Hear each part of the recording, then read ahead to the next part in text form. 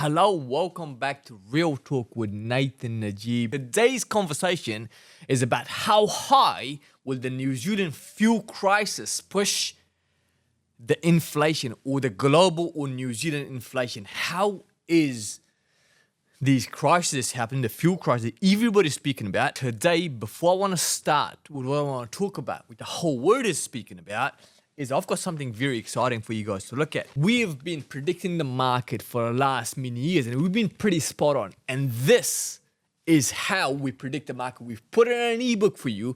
This is everything from here to here. All you need to do is download it, and then you don't even need to listen to me anymore because you can predict the market yourself. Download the documentation. All you need to do is click on the link below and you'll be able to download the whole book.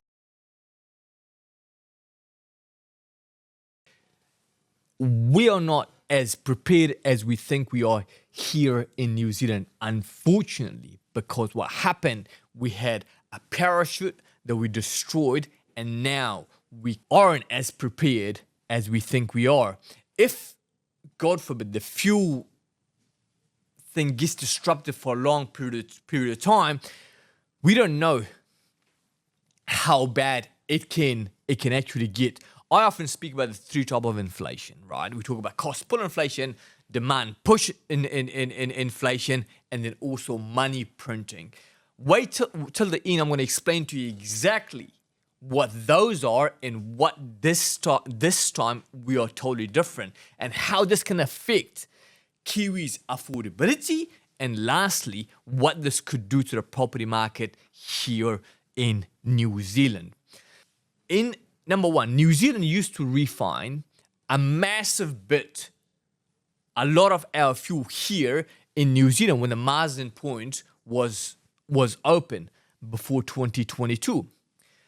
Now we get everything from overseas. 100% of our fuel come from overseas. About 80% of New Zealand fuel comes from just two countries, South Korea, 48%, and Singapore, 33%. The remaining come from China, USA, Brunei, and India. The interesting fact is this: if the supply gets restricted overseas, New Zealand is highly exposed. Now, in this case, because those countries that we supply our fuel from, or the majority of our fuel from, they get their crude oil from the Middle East. That's where we get stuck. There's a bunch of countries that we supply our fuel from. Like before 2022, before when Marsden was open, we used to supply a huge amount of our own crude oil and refine it here in Marsden Point. It was about 44%, 2021. 2022 came. Marsden Point slowly closed, right, towards the end of it. So even still then, we used to get 17% from Middle East. The crude oil, obviously they brought crude oil and refined it here. We had our own refinery back before 2022. 18% from other countries, small countries, as I said, 14% from Malaysia, and 17% from the Middle East in 2022, 24% from Singapore, and then 28% from South Korea. And have a look at the rest of from there on in 2023, very small percentage from Middle East, because some genius thought it was a great idea to close the Marsden Point. I know we don't want the government to fund personal enterprises, but you could have done some sort of like tax incentives to keep that thing open, because if you got only one parachute, you don't want to blow that parachute. We only had one lifeline, and what we do, because this climate goddamn change that they suggested, let's close our own refinery, right? Now, 85% of New Zealand fuel comes from Asia, mainly from South Korea, Singapore, and Japan. So 4 out of 5 liters come from every 4 out of 5 liters come from South Korea and Singapore. It gets interesting though. It's not just because it comes from Singapore, South Korea, and Japan. It's because they bring crude oil from Middle East. That's where we get stuck. So we're relying on two suppliers, where you got South Korea and Singapore and Japan. They're relying on one supplier, which is the Middle East. Now we're relying on two suppliers. We got to wait, make sure South Korea's got enough fuel to send to us, and then make sure Middle East can also send us some crude oil, right? Now, that's why it really matters to us, because if Persian Gulf is closed, if the Oman Gulf or the Strait is closed, we are stuck. That's why we've got the New Zealand government speaking to Africa and China to try to bring some oil into the country. So we've got other options, but then the problem is this: when there's so much demand on the fuel out there, the price is just gonna skyrocket, right? Because we talk about inflation, right? So here's a nice thing that we put in there. It explains to you where do we get our fuel from. Obviously, from the Middle East, and Middle East they send us crude oil, and that crude oil comes from Saudi Arabia, UAE, Kuwait, Qatar, and Iraq. Those 5 countries. But why does the Hormuz matter is because all that crude oil comes through the Hormuz Strait. And if the strait is closed, nothing gets to us. And then if it gets to our refineries, which is now not our refineries, the refineries overseas, which is Singapore, South Korea, and Japan, they refine it. And obviously they're not only supplying to us, they're supplying to a lot of other people as well. And so why it matters, why our Marsden Point mattered to us, is because if we had Marsden Point still open, we could have still potentially refined our own oil, get our crude oil from someplace else. Now we are in the mercy of not just the Middle East, but also in the mercy of South Korea, Japan, and Singapore. Now, the war timeline, when this thing stopped, when the restrictions started happening, on 28th of February, the war began. Early March, Strait of Hormuz disrupted. 11th of March, emergency oil released. And 6th of March, Hormuz effectively closed. It wasn't closed. Hormuz it's never closed. It's only restricted. They don't want to send.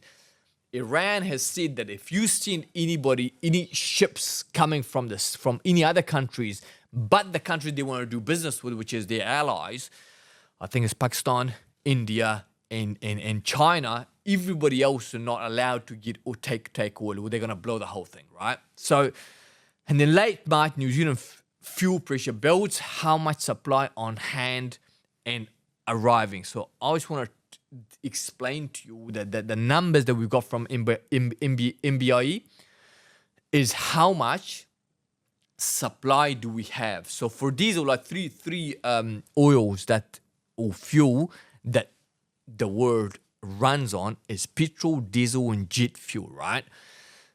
The good thing about Nicola Willis, I heard she's speaking to other suppliers, which is Africa, we never deal with, which is China as well. So we're trying to look at alternatives, how we can get fuel here. It's nice to have a government that's actually looking elsewhere to be able to make things happen. And that's what their job is, obviously, to make sure the supply is still happening, because the more disrupted the supply, the harder it is for us here to survive in New Zealand, and the inflation will increase. Inflation increase is inevitable. But how high the inflation is going to increase is the question that everyone want to know.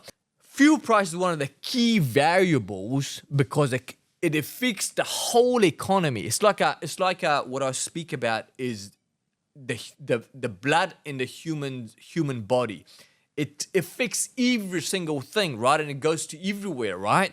So if the prices increase in the pump, it goes right through the whole economy, because everything is run on fuel, right?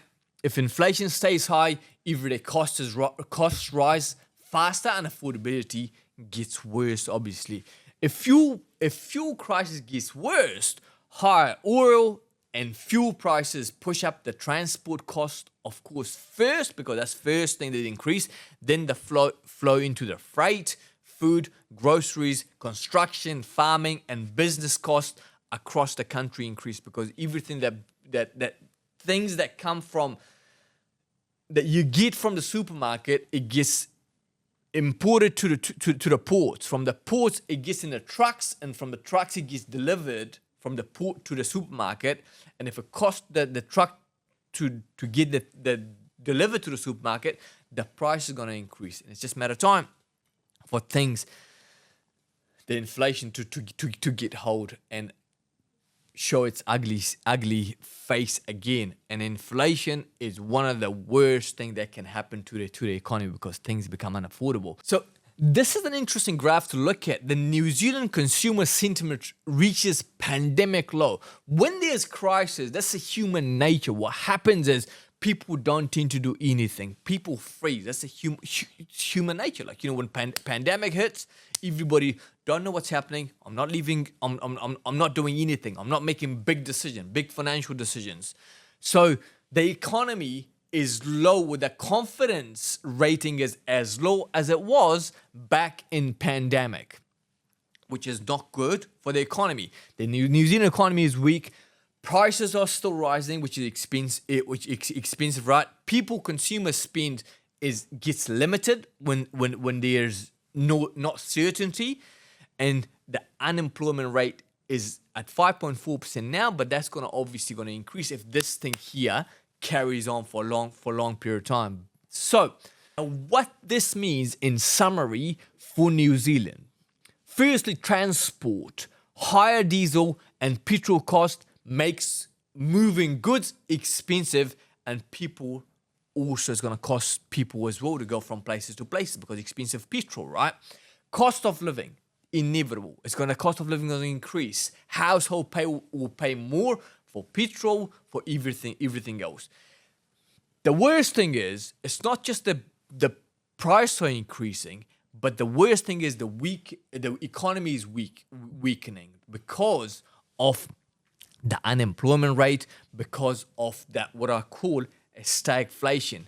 People lose their jobs because the economy is weakened, right? What does that mean for the housing market? If inflation stays high and increases, right, they will have to drop the interest rate. So people say that the interest rate is going to increase as well. But I think this is a different top. As I explained, this is stagflation, meaning that the inflation is increasing, the economy is weakening. The reason they increase the interest rate, as we spoke about, the leverage that they play with when the market is going crazy, they increase the interest rate. This is not the case. This is, as I said, stagflation. Inflation increasing, economy weakening. So if that's the case, they would want to make sure the economy start moving, right?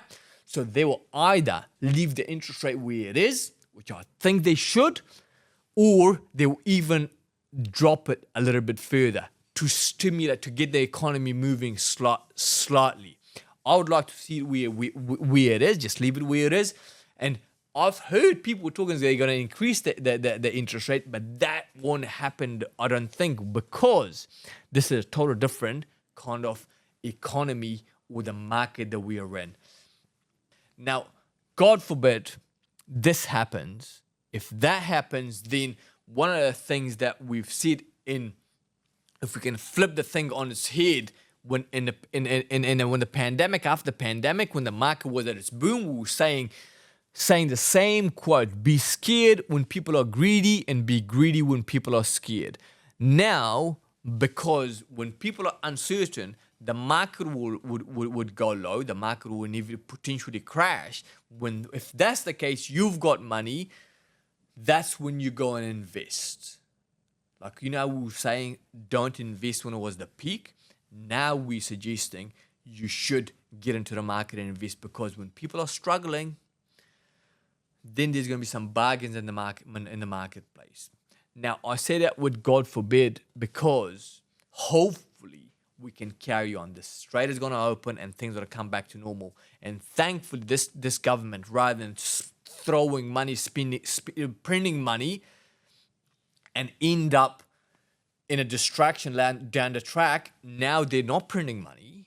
They're actually looking at things logically in looking at other places where they can bring fuel from. They're trying to look for other suppliers and also helping people who need help. Only the people who need help, they're helping. So I'm hoping we don't get to this. We don't get to a crash, but it could potentially be a market crash if this thing here carries on in the straight. Thank you very much for watching. One more time, go to this and download our New Zealand house prices insight. There's nothing like it. This will explain to you everything that you need to know about New Zealand economy, in particular real estate. Take care. I hope it's been of help to you, and let's chat next week, and hopefully we're in a better position next week.